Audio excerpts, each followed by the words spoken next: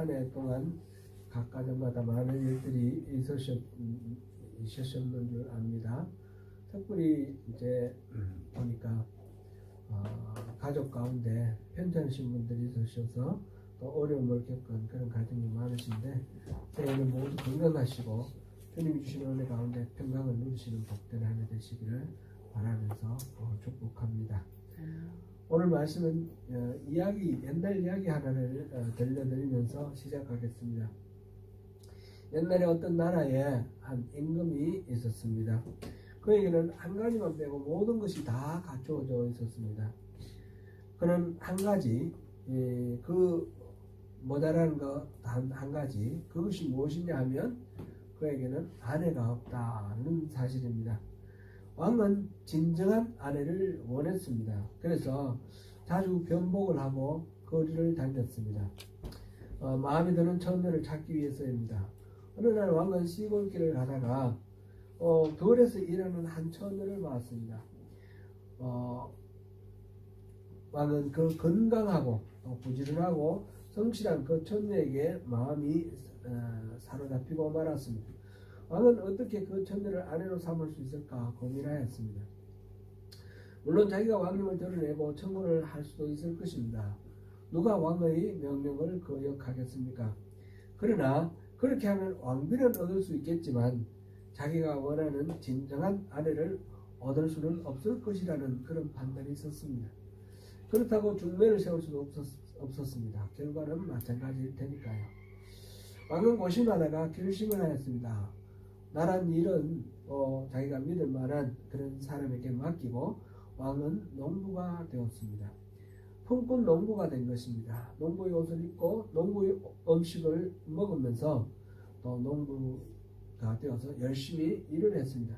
완전히 그 농부들 중에 한 사람이 되었습니다. 힘든 일을 하면서 자연스럽게 그 아가씨와 친밀해지고 그 아가씨의 사랑을 받게 되었습니다. 왕이 그 처녀를 진정으로 사랑했기 때문입니다.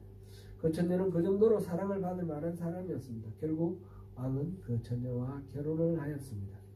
결혼을 한 후에야 자기의 신분이 왕임을 밝히고 그를 왕비로 삼았습니다.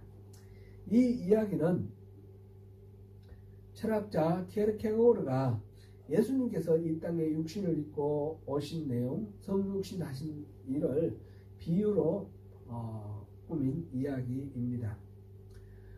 공관복음서에는 예수님의 탄생에 관한 이야기가 굉장히 묘사적으로 나타납니다. 마태복음에서는 하나님의 사자가 나타나 예수님의 탄생을 예고하였고 또 동방으로부터 박사들이 아기 탄생의 그 소식을 기뻐하며 경배하러 온 이야기도 있습니다. 예수님의 탄생은 선지자들로부터 예언된 그런 이스라엘의 회복을 위한 다윗의 자손 메시아의 탄생이라고 기록하고 있습니다. 그런 관점에서 이스라엘의 조상 아브라함부터 족보를 기록하고 있습니다. 누가복음에서는 예수의 탄생을 매우 자세하게 기록하고 있습니다. 예수님 이전에 메시아의 길을 예비할 자로 세례 요한의 탄생 예고부터 나옵니다. 예수님이 탄생할 때 천사들이 목자들에게 이 기쁜 소식을 알려줬고 예수님은 8일 만에 할례를 받고 정결 의식을 위해서 성전에 갔을 때 시므온과 안나라는 선지자를 만납니다. 예수님은 인자, 사람으로서 인류의 구세주로 기록되고 그래서 모든 인류의 조상인 아담으로부터 족보를 기록하고 있습니다. 제가 이제 성탄절 설교를 준비하면서 그동안에 제가 성탄절 설교했던 걸 쭉 보니까 대부분이 누가복음을 본문을 했어요. 그 자세한 내용은 그게 잘 나오니까 지난해에도 제가 요한복음 지금 이 본문을 가지고 설교를 했고 올해도 이 요한복음을 하는데 요한복음으로 설교하는 것이 오히려 예외적이다 싶을 정도로 누가복음에 예수님의 탄생 이야기가 많습니다. 마가복음에는 예수님의 탄생 이야기가 없습니다. 요한복음에는 예수님의 탄생에 대하여 자세하고 묘사적인 기록은 나오지 않고요. 매우 암시적이고 상징적인 표현이 나타나는데 오늘 본문에 나오는 그 내용이죠. 실상은 가장 본질적이고 핵심적인 그런 내용이다 말할 수 있습니다.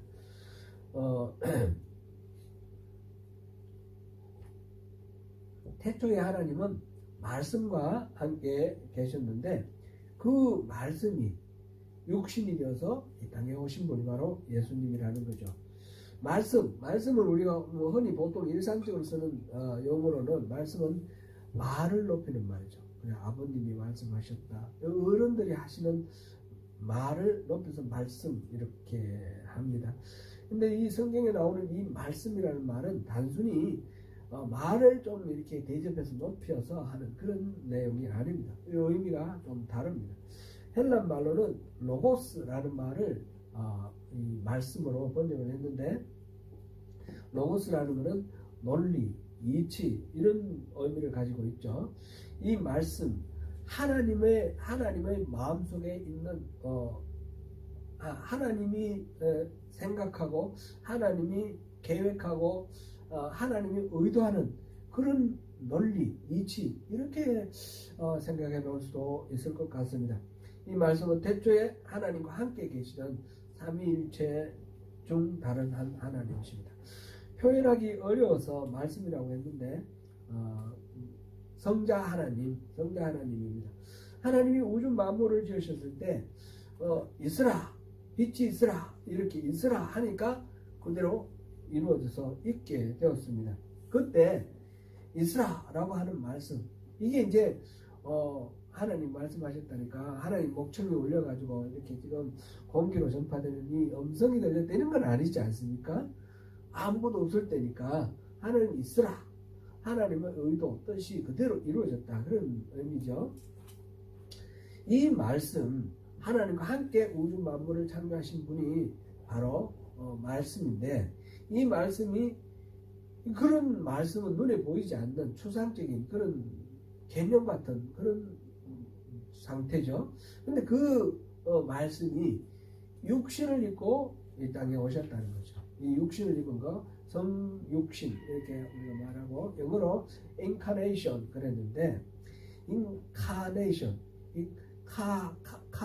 이 까르네라는 말이 안에 중간에 들어있습니다. 까르네가 고기, 살이라는 뜻입니다. 한국에 보니까 까르네 스테이션이라고 그 고기 뷔페집이 유명한 집이 있던데 그 까르네라는 말이 고기, 살코기라는 뜻을 가진 라틴어 까르네우스에서 나온 말입니다.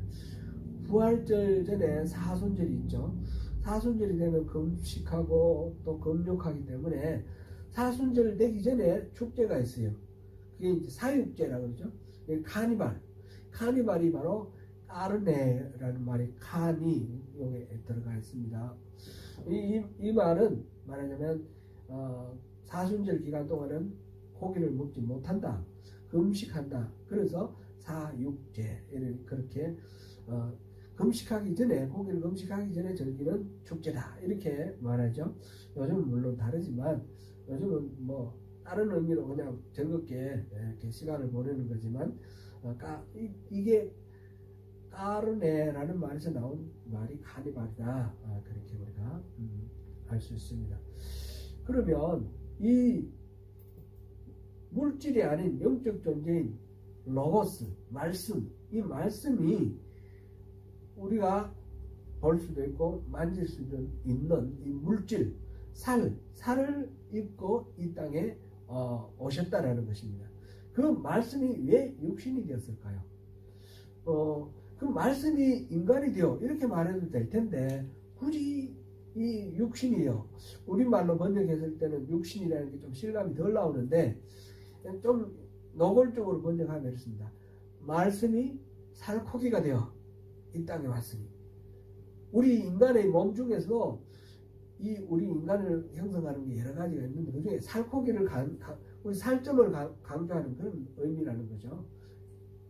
육신 이 헬란 말로는 이 사럭스라는 그런 단어를 쓰는데 이것이 그런 의미입니다. 이거는 인간의 한계와 욕망을 상징하는 그런 의미입니다. 예수님께서 이 땅에 오실 때 이 예수님은 바로 인간의 그 욕망과 한계를 안고 오셨다라는 그런 말입니다. 예수님도 사람들 말에 상처받기도 하고 유혹에 넘어가기도 하고 그런 존재입니다. 때로는 피곤해 지치시기도 하고 때로는 슬퍼서 눈물을 흘리기도 하셨습니다. 그런 모든 인간의 약점을 다 가지고 오신 분이 바로 예수님입니다. 인간에게 있어서 가장 인간을 영혼, 육이라고 말할 때 뭐 이 차원을 나눌 수가 있을런가 모르겠는데 그래도 육체적인 면은 가장 차원을 따지자면 가장 낮은 차원 아닙니까? 예수님께서는 그런 모습으로 가장 낮은 모습으로 이 땅에 오셨다라는 것을 이렇게 육신을 입고 이 땅에 오셨다 이렇게 표현을 하고 있습니다. 창조자이신 그분이 우주 만물을 만드신 그분이 피조물인 사람의 모습으로 오셨는데 그것도 가장 낮은 차원의 가장 낮은 모습으로 그렇게 성육신 인카네이션 하셔서 우리 가운데 이렇게 오셨습니다. 오셔서 그 다음에 거하게 되었다 이렇게 표현이 되어 있는데 거한다 영어로는 dwelling이라고 표현을 했죠. 텐트를 치고 머무는 것입니다. 예수님께서 이곳에 오신 것은 영원히 이곳에 계시기 위해서 오신 것이 아니라 이집트에서 출애굽하는 이스라엘 백성들이 그 광야에서 텐트를 치고 살았는 것처럼 잠시 이 땅에 머물고 이제 본인의 사역을 다 마치고 가시는 그런 잠깐 머무는 장소로 오신 것입니다. 육신을 입고 오신 것은 육신을 텐트로 입고 이렇게 이곳에서 머물다가 가셨습니다. 이렇게 하신 것을 우리 가운데 이렇게 텐트를 치고 머무시는 것을 마태복음에서는 임마누엘이라고 그렇게 표현했습니다. 하나님이 우리와 함께 하신다.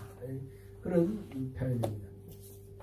하나님께서 사람의 몸을 입고 이 세상에 찾아오신 이 사건은 우리 인간의 입장에서는 정말 최고의 사건입니다. 하나님이 우리 가운데 오셔서 우리 가운데 거하시게 되었기 때문입니다. 구약 시대에 하나님은 선지자를 만나거나 어떤 특별한 다윗이나 이런 왕들을 이렇게 만나 주셨습니다. 그리고 보통 사람들로 하여금 하나님을 만나시기 위해서는 성막을 짓거나 성전을 지어서 제사장을 통해서 그렇게 하나님을 만나도록 그렇게 길을 열어 놓으셨습니다. 그러므로 이 성전은 인간 세상에서 가장 거룩하고 귀한 곳이 됩니다. 죄를 지은 자가 성전에 들어가 번제단의 뿔을 만지면 뿔을 잡으면 그 사람을 끌어내서 죽이지 벌하지 못하였습니다. 다윗이 늙어서 죽어갈 때에 다윗의 넷째 아들 아도니아가 자기가 스스로 왕이 되었습니다. 근데 다윗 왕은 솔로몬에게 왕위를 넘겨주기를 원했습니다. 그래서 솔로몬을 왕으로 이렇게 지명을 했습니다. 만접자가 된 아도니아는 겁이 나서 도망을 하는데 성전에 가서 성전 뿔을 잡습니다. 그래서 왕이 된 솔로몬이 아도니아를 죽이지 않습니다.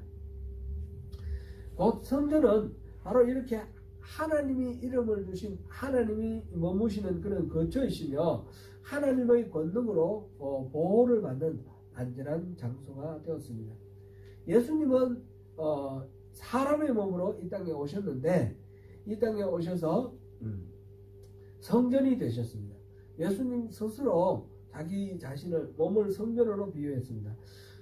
그리고 이 성전을 헐라 사흘 만에 내가 다시 일으키리라 말씀하셨는데 스스로를 자기 자신을 성전이라고 하셨는데 왜 그런가 하면 자기 육체 속에 하나님이 오셨기 때문입니다. 이 육체 속에 하나님 오신 인카네이션의 존재이시기 때문에 그렇습니다. 지금 그리스도는 교회의 머리입니다. 교회의 머리이고 그리고 몸된 교회에 바로 하나님이 임하시는 교회가 바로 성전이 되었습니다. 예수님이 오셔서 우리에게 믿음을 주심으로 인해서 믿는 우리 가운데 하나님이 거하시게 되었고 바로 그러한 교회가 바로 성전이 되었습니다. 이제는 예배 공동체 속에서 하나님을 만날 수 있게 되었습니다. 지리적으로 예루살렘이 의미가 있는 것이 아닙니다. 물리적인 성전이 문제가 아닙니다. 세상 어느 곳에서든지 예수를 그리스도로 믿고 영접한 사람들이 예배하는 예배 공동체가 있으면 거기에 바로 주님이 오셔서 예배자들을 만나 주시고 그들을 하나님의 백성으로 변화시켜 주십니다. 하나님이 육신을 입고 와 계심으로 인해서 우리가 하나님의 영광을 봅니다. 하나님이 우리 성육신 하셨다라는 것은 우리가 하나님의 영광을 볼 수 있게 되었다라는 것을 의미합니다. 성경에는 하나님의 영광 앞에서 인생이 바뀐 인물들이 많이 나와 있습니다. 대표적으로 인생의 황금 시대가 끝났을 때 나이 80대는 늙은 노구를 이끌고 양을 치고 있던 모세에게 하나님이 영광 가운데 나타나셨습니다. 가시나무 뜰기 가운데서 말씀하셨습니다. 내가 쓴 곳은 거룩하니 너희 신발을 벗으라. 하나님이 임재하신 거룩한 곳, 그곳에서 모세가 신발을 벗었습니다. 이제껏 육신의 발로 육신의 일을 따라 살았지만, 발이 움직이는 대로 그렇게 따라 살았지만, 이제 하나님의 거룩한 일을 위해서 새로운 발걸음을 걷게 되었습니다. 하나님의 영광을 보았기 때문입니다. 모세는 새로운 사명을 받고 거룩한 발걸음을 내딛었으니 바로 이스라엘 백성들을 구원하는 그 구원의 역사의 발걸음이 되었습니다. 기드온은 하나님의 임재를 경험하고 하나님께 예배를 드립니다. 자신의 집에 우상을 부숴뜨리고 그 다음에 이스라엘 민족의 지도자가 되었습니다. 바울 사도는 다메섹 도상에서 예수를 잡으러 가는 그 길에서 그 주님을 만나고 그 눈에서 비늘이 벗겨지는 그런 사건이 있었습니다. 그의 눈이 이제 어둠의 눈에서 빛의 눈으로 바뀌었고 죄악의 눈에서 하나님의 영광을 보는 눈으로 그렇게 바뀌었습니다. 스테파는 하나님 우편에 계신 예수님의 영광을 보았습니다. 곧 하나님의 영광을 보았습니다. 이사야 6장에 보면 이사야가 하나님의 영광을 보는데 그 하나님 보좌 주변에 있던 천사들이 날개로 얼굴과 눈, 발을 가리고 있는 그런 광경이 보입니다. 왜 그렇습니까? 이 천사들의 입장에서도 거룩하신 하나님을 바로 보기가 눈부시고 너무나 놀라워서 눈을 가리는 하나님 영광의 그런 모습입니다. 이때 이사야는 하나님 영광을 보았기 때문에 나는 이제 죽었구나 그렇게 탄식을 합니다. 그때 천사 중 하나가 회젓가락으로 이렇게 숯을 가져다가 입술에 대면서 그 입술을 깨끗하게 하여 주었습니다. 그랬을 때 이사야가 하나님 부르시네 주여 내가 여기 있사오니 나를 보내소서 그렇게 응답하게 됩니다. 주님의 영광을 만난 사람들은 이렇게 인생이 변화됩니다. 인생이 변화되는 그 삶의 현장 속에서 항상 은혜와 진리가 충만했습니다. 오늘 보니까 하나님이 그 영광을 보니 아버지의 독생자의 영광이요 은혜와 진리가 충만하더라 그랬습니다. 은혜와 진리, 은혜와 진리는 이거는 하나님이 우리에게 주신 그 복 중에 가장 핵심적인 것입니다. 가장 핵심적인 복이 바로 은혜와 진리입니다. 이 두 가지는 아주 균형을 잘 이루어서 있어야 되는데 균형이 깨지면 이것도 오히려 복이 안 됩니다. 은혜와 진리는 헬란 말로 은혜는 카리스고 진리는 알레테이아인데 이게 이제 우리 구약 최근에 들어와서 우리 구약 성경 많이 보고 예언서를 소예언서를 봤는데 거기서 은혜라는 말은 헤세드입니다. 헤세드 히브리 말로 헤세드. 이거는 사랑으로도 번역되고 긍휼로도 번역되고 자비로도 번역되고 그런 것입니다. 그러니까 하나님의 본질 가운데 사랑의 본성 그것을 헤세드라고 이렇게 말하고 그것이 은혜입니다. 또 한쪽은 알레테이아 이거는 히브리 말로는 에메트라는 건데 이거는 진리는 늘 참된 것이죠. 진리 또는 공의, 정의 이런 것과 같이 연결이 되는 겁니다. 은혜와 이 진리는 항상 균형을 이루어야 됩니다. 진리가 없는 은혜는 이렇게 왜곡되어서 범죄를, 죄를 불러일으키겠죠. 자기에게 가까운 사람은 사랑하고 자기에게 먼 사람은 안 사랑하고 이런 식으로 선택적인 사랑이 되는 거죠. 하나님의 사랑은 그렇지가 않습니다. 하나님의 사랑은 완전히 진리와 이 은혜가 균형을 이룹니다. 진리가 있지만 은혜가 없으면 이거는 늘 무자비하고 이렇게 서슬프른 칼날이 되죠. 이 둘이 균형을 이루어야지 따스한 하나님의 그 사랑이 엄정하게 이렇게 이루어지는 그런 것이 되죠. 그래서 하나님의 영광이 머무르는 곳에는 바로 이 은혜와 진리가 항상 충만하게 있습니다.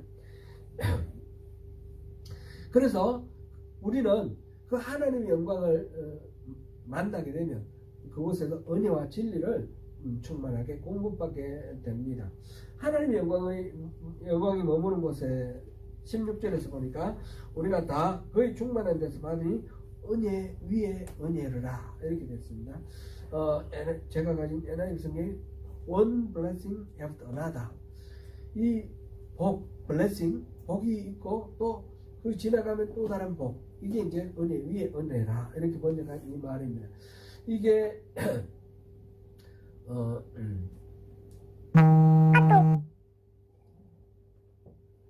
헬란 말로는 카리스라는 말, 은혜라는 말, 카리스라는 말 두 개 있고 그 가운데 안티라는 말이 있습니다. 안티는 반대한다, 대신한다 그런 뜻인데, 은혜가 있으면 그 다음에 요거 대신에 또 다른 은혜가 온다 이런 뜻이 되죠. 우리 공동 번역에서는 은총을 받고 또 받았다 이렇게 번역되었고, 한 번 받은 은혜가 다 끝나면 또 다른 은혜가 온다. 그러니까 하나님의 영광이 있는 곳에 있는 이 은혜는 마르지 않는 샘처럼 끊임없이 솟아나오는 그런 은혜라는 겁니다. 하나님이 우리에게 베풀어 주시는 은혜는 이게 고갈되지 않는 은혜, 마감이 없는 은혜, 진리도 마찬가지 그렇습니다. 그래서 그 영광이 있는 곳에 그 은혜를 받는다 이렇게 되어 있고요. 하나님의 영광을 본 사람에 대해서 앞에서 잠깐 말씀을 드렸는데, 근데 하나님의 영광을 보았지만 하나님은 보지 못했습니다. 비록 모세가 하나님을 친구처럼 대면하여 말씀을 하였다라고 이렇게 출애굽기 33장 11절에 나와 있고, 신명기 34장 10절에도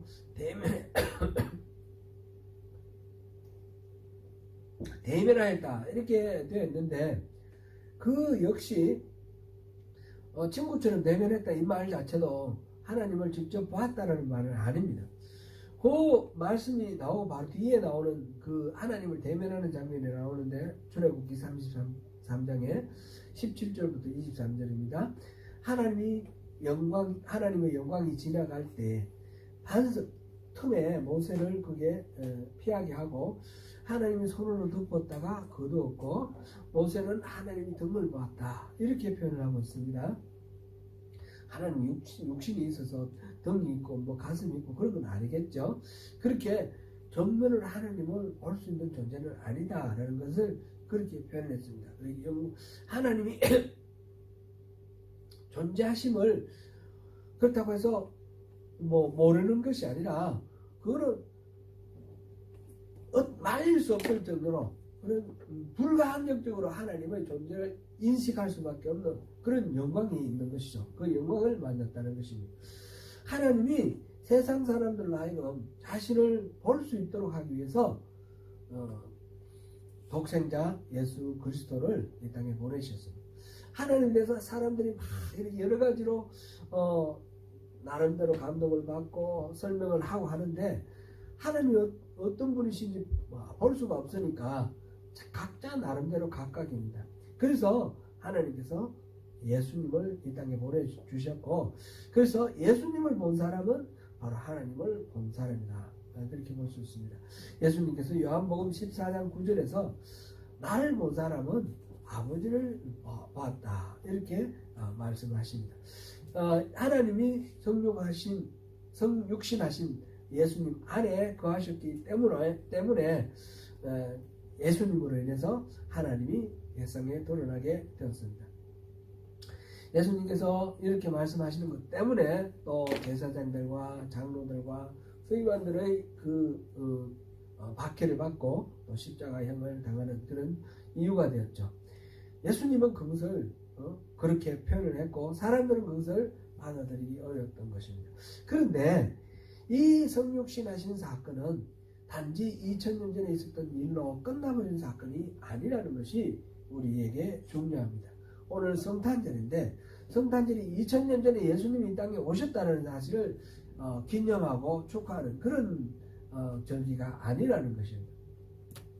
마태복음 1장 21절에 보니까 요셉의 꿈에 천사가 나타나서 아들 이름을 예수라 하라. 이는 그가 자기 백성을 죄에서 구원할 자이시니라. 그렇게 말씀하셨습니다. 죄에 빠진 우리 이 인간들, 우리 사람들을 구원하실 방법을 위해서, 구원하시기 위해서 우리는 전부 육신의 한계에 갇혀 있으니까 육신의 한계에 갇힌 우리를 만나서 이 한계를 깨뜨리기 위해서 오신 것입니다. 한 나라의 임금이 시골 농촌에서 일하는 처녀를 자기의 진정한 참 아내로 삼기 위해서 농부가 되어서 그를 만났던 것처럼 하나님께서 바로 이 육신의 한계를 갖춘 인간이 되어서 우리에게 오셨고 우리를 이 육신의 껍데기를 깨는 그 해방을 통해서 영적인 세계에 대해서 안목을 갖게 하셨고 그리고 영적인 세계까지 우리 삶이 확장되도록 그렇게 우리를 초청하신 것입니다. 하나님께서 살을 입고 성육하신 것이 말하자면 이 살코기의 한계를 뛰어넘는 그런 우리 존재의 변화를 위해서 그렇게 오신 것입니다. 그러면 어떻게 하면 살코기의 이 한계를 벗어나서 영적인 존재로까지 우리 삶이 우리 인생이 확장이 될 수 있습니까? 그 방법은 하나님의 영광을 보고 하나님 안에 우리가 거하도록 하는 것입니다. 그래 하게 되면 우리가 하나님 안에 거하면 하나님께서 우리 안에 거하시고 하나님이 우리 안에 거하심으로써 우리의 모든 가치관이나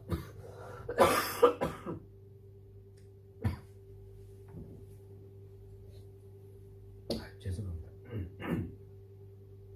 그래서 우리가 우리 존재 자체가 변화되는 것입니다. 요한복음 15장 4절에서 예수님 말씀하셨습니다. 내 안에 거하라. 그리하면 내가 너희 안에 거하리라. 그렇게 하면 많은 결실을 맺을 수 있다고 하셨습니다.